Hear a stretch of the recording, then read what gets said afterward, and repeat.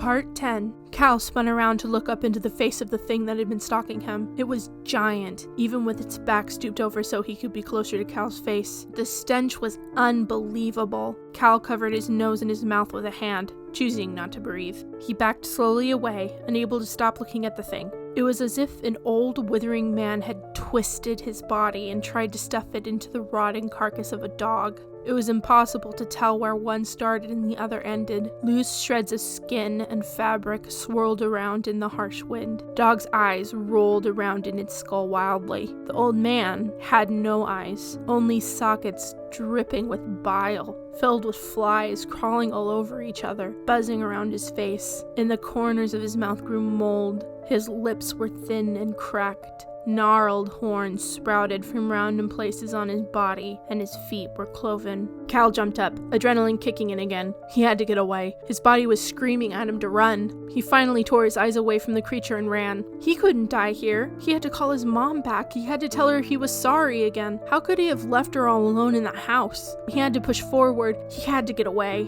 The thing appeared before him, reaching out its bony claws and catching Cal by the neck. Cal struggled, pulling at the thing's wrists. It laughed at him, its bones creaking. Stupid boy, your number's up.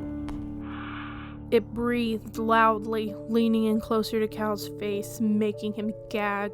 Do you know why you're here? Because I didn't tell my mom about the affair, he gasped out, still trying to get away. He felt his body freezing over, starting at his feet and working its way up to his lungs. Your cruelty has been felt through the ages. His hands tightened around Cal's throat, cutting off his airway. This is the punishment for betraying your own kid. The creature's claws dug into the skin of Cal's neck. He felt warm blood drip down, soaking into the collar of his shirt. He could feel the cold working its way up to his lungs. He was going to die, and he couldn't even scream. The wind whipped around him. The sound of snow falling mixed with the crackling breathing of his murderer would be the last thing he ever heard.